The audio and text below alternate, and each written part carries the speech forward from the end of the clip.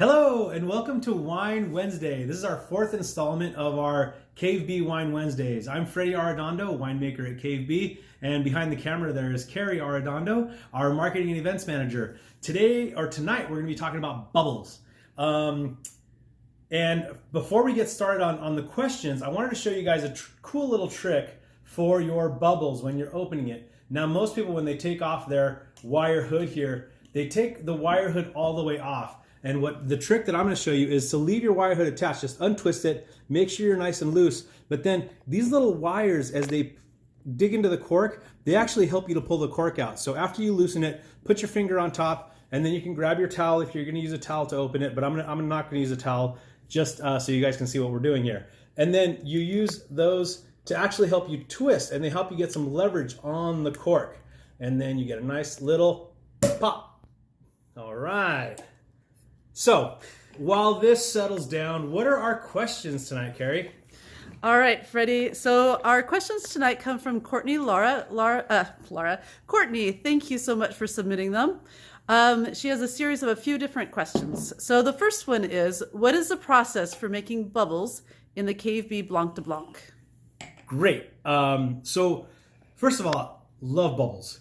And the process for our Blanc de Blanc, it's actually called méthode champenoise, which is the traditional method of making sparkling wine in the Burgundy region of France. And so the way these are made, the way this is made, is that you actually bring in grapes before they're typically ripe for like a still white wine.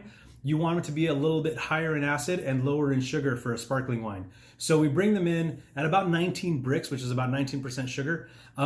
We completely make the wine in the winery, start to finish. So it goes completely dry. We cold stabilize it, we sterile filter it. And then once that wine is completely done, then we actually take it and we put it in the tank, and we actually add a little bit of sugar and more yeast to it, and we mix the tank, and then we put it back into the bottle with more sugar and more yeast.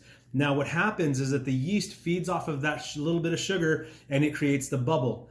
As the yeast feeds off of the sugar, it creates a little bit more alcohol and creates, most importantly for this, carbon dioxide. Now, since this is in bottle with a crown cap or a beer cap, that CO2 stays trapped in solution, and that's what gives us our great bubbles. After the wine ages, it's called entourage.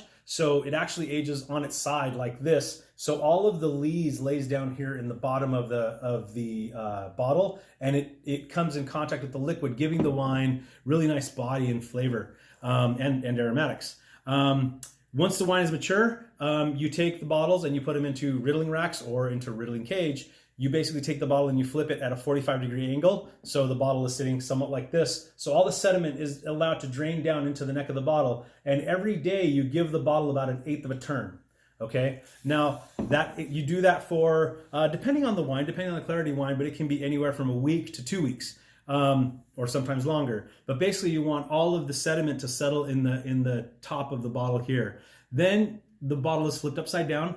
You freeze it. You pop the cap top, and that's called disgorging. It shoots out that yeast plug, and then you just top it off with a little more Blanc de Blanc from another bottle, or another little sparkling if it's not Blanc de Blanc. And then you cork it, put your wire hood on, and there you have your finished Blanc de Blanc. Excellent, Freddie. Thank you for that. Okay, the second part of her question is, are there better varietals for making bubbles than others? Yeah, so you can really make bubbles out of anything. Honestly, I've seen bubbles made out of Syrah. I've seen bubbles made out of all kinds of stuff.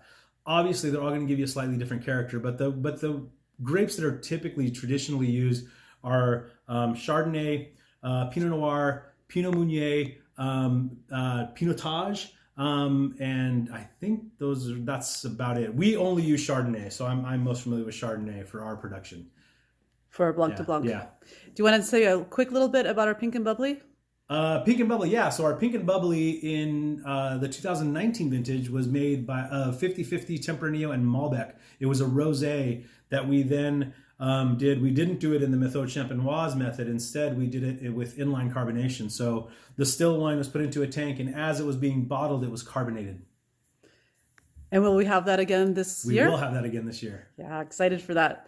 Okay, another portion of Courtney's question was, what makes a bubbly dry/brut or sweet/prosecco? Good question. So prosecco isn't actually a designation. So let's talk about prosecco first. Prosecco is actually a wine that comes from Italy in the Veneto region of Italy, and that wine typically it's typically a less expensive sparkling wine, and it's typically made in a method called the Charmat method, which is actually when you take the entire tank, you carbonate the entire tank, and then you bottle under pressure. So a little bit different. And typically those wines are a little bit sweet, and they fall into the sec category usually. The designations for the sweetness or dryness of a wine are extra brut, which is the driest. That means it has no residual sugar. Then you have brut, which has some residual sugar. Ours is designated as a brut. It has about 0.75%, or not 0.75%, 0.75 grams per liter of sugar added to it. That's called a dosage. Those are the wines that are typically most food friendly. Then you have wines that are designated as sec, which are a little bit sweeter, and then you have demi-sec, which is pretty good sweetness going on. Yeah. That is great, Freddie. That is all of Courtney's questions. I do have a quick question considering that it's Valentine's coming up. First, do you want to take a sip of our KV Blanc de Blanc there and describe for everybody what you're tasting? I love this. I'm going to enjoy this glass once we're done with the camera. But I love our Blanc de Blanc because it always has these beautiful, like, doughy, yeasty aromas, which are from that lees contact when it's sitting in tirage. It has that bready, yeasty aroma, and then it's got these wonderful green apple, like Granny Smith apple notes. There's a little bit of some tropical notes, but not so much. It's really mostly just apple. And there's a little bit of like stone fruit, like an apricot that's not super ripe. So yeah, that's our Blanc de Blanc. Is there a favorite food that you would pair that with? I love it with oysters. Yes. Oysters on the half shell. Kumamoto's. All right, should we do that for Valentine's, Freddie? We should. And should other people get the Blanc de Blanc for Valentine's? If you don't have your bubbles yet, I know where you can get some. All right.